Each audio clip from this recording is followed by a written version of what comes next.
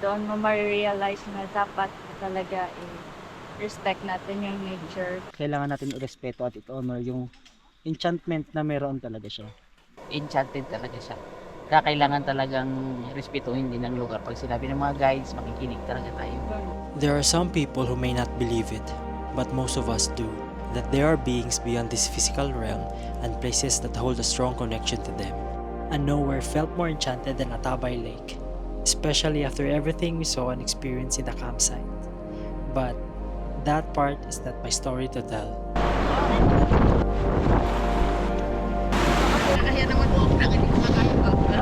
I was invited by my good friend Peter from Outdooran, Palawan to join their group for this hike.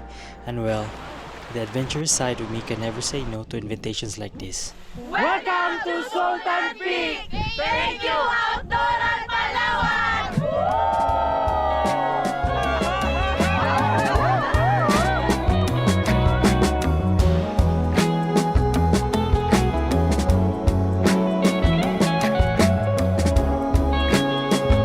Sultan Peak Traverse to Atong Lake is a 4-day, 3-night hike that takes you to one of the least visited trails in Nara, Palawan.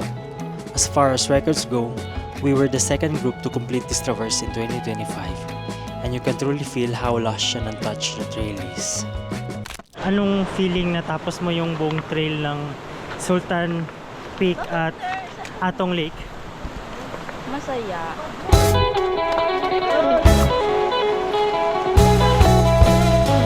It is a 32-kilometer trail that takes you through the raging rivers of Nara and into the calming presence of Atabay Lake. I counted 36 river crossings, though that number can vary depending on the weather. And man, these were the toughest river crossings I've ever experienced.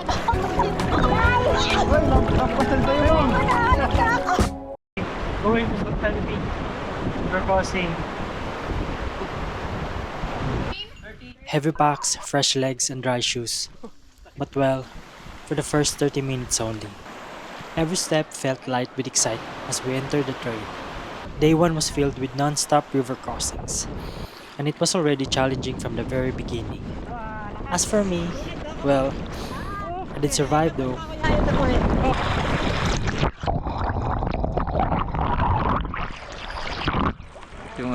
Yung cruising.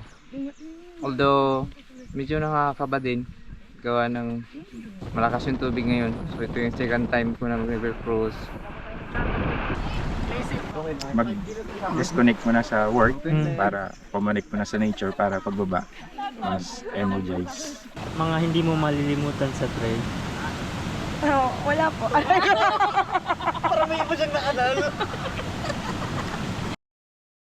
Day 2. Grabe. 2 days na river crossing na ganito kalalim mostly. Ano yung dapat abangan natin today, Col? Ay sus, maraming stumbling down. Kaya dapat hindi tayo clumsy. Cool, my goodness, ang tuhod.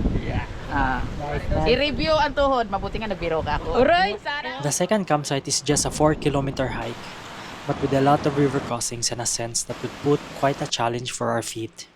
Sulit ang pagkawala ng tsinelas ko. Sultan Falls, one of the highlights of the trek. A towering waterfall hidden within a lush green forest. Being here felt like discovering a piece of paradise. It was truly amazing. Mula na. Lapit na sa campsite number 2. The campsite? It is right here, just a few steps from the edge of this massive waterfall. Ngayon nandito na po tayo sa Tatay ni Sultan. Yun. Kasi kami na lang yung magkasama kasi lahat nasa unahan na. Tapos nagbabatian na kami ng happy birthday. Opo. Kasi birthday hike niya po. Ay, hindi ba nagbiruan po kami na walang fancy dates. Ano lang, suffer together. No one is an island. Char! Talagang kailangan natin ang kasama. Every meal, yun yung pinakamasarap. Oh. Every lunch, every dinner, Wow. rest, tsaka busog. Masarap. Walking along the rocks barefoot, slowing down to the rhythm of the rushing water, it felt as if the world had paused for a while. And I realized that life can still be good, amazing, and adventurous. Pagod ka agad. Hindi ko lang malilimutan yung nasira yung phone ko. So far naman yung trail bearable naman. Day 3 Summit Day. But before we made our push, we woke up an hour early to witness one of the most incredible moments this place had to offer. And yes, it was the sunrise, but not just any sunrise. Hi, good morning. Day 3. Pupunta kami sa edge ng waterfalls. To witness maybe the most amazing sunset na makikita namin.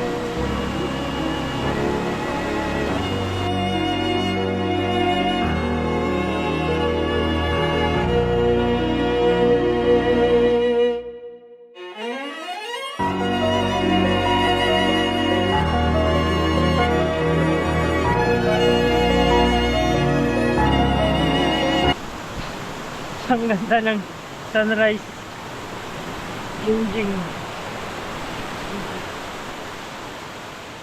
Yung sunrise Sultan Falls.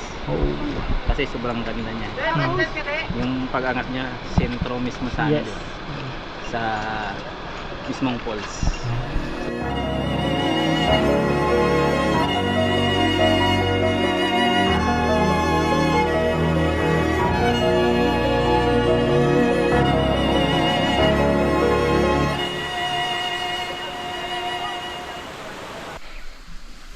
How fortunate I am to share these adventures with people who turn difficult climbs into meaningful memories.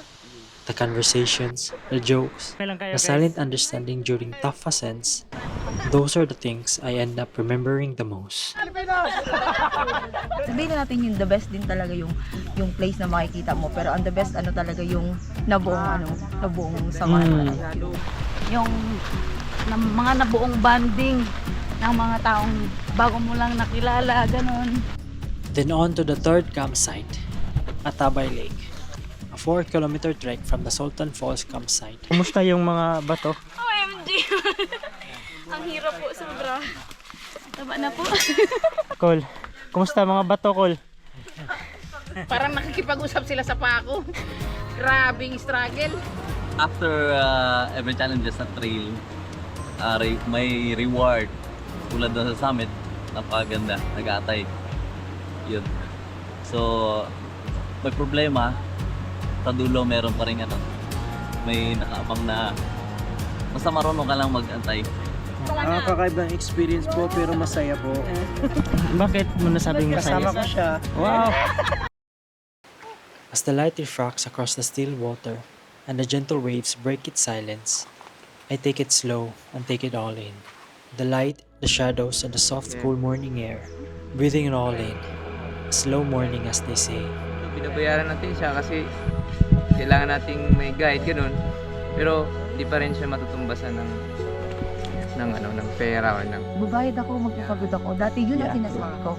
Pero alam mo yung habang umaakit ako, sabi ko, shit, ayoko na tong ulitin. Pero nung narating ko na yung lugar kung saan talaga tayo pupunta, sabi ko talaga, wow. Parang hanggang sa pagtanda ako, ito yung kwento na pwede kong i-share na parang narating ko to, napakaganda ng lugar na. Sa buhay, hindi natin kailangan ng kumpleto ka kung anong kung gusto mo to, i-keep mo. Pero yung mga kailangan mo lang talaga dapat mong dalhin. Falls, summit ng Sultan Peak, tsaka yung lake. Super ganda. Totoo po yung, tawag dyan, once na na-try mo, uulit-ulitin mo na. Huwag natin maliitin lahat ng yung mga lugar na pupuntahan natin. Mag-ready tayo. Ngayon na-realize ko, hindi lang pala mentally saka physical yung pinaghandaan.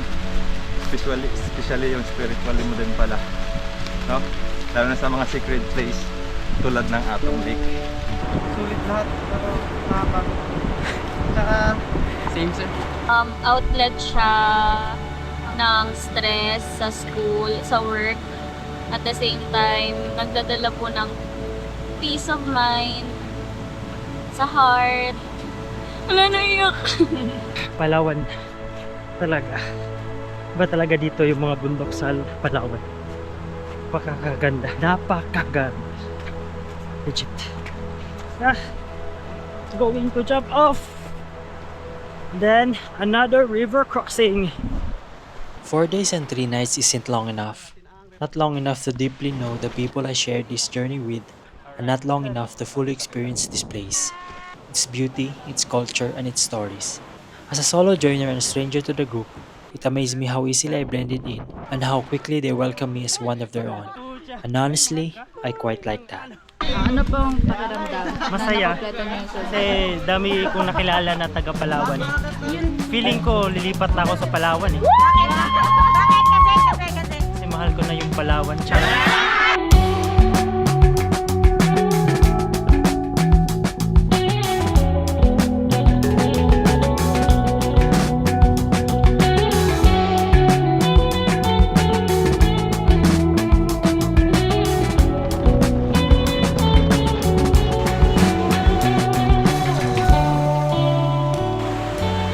Huwag i-underestimate yung difficulty ng trail, and every mountain has its own beauty.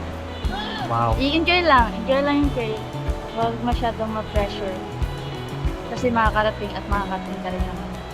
Yung pakikisama, pagdadala ng mga tao, higit sa lahat yung pag-iingat sa mga bisita na umakyat sa likod dito sa pupunta. Ay, kay Boss Peter.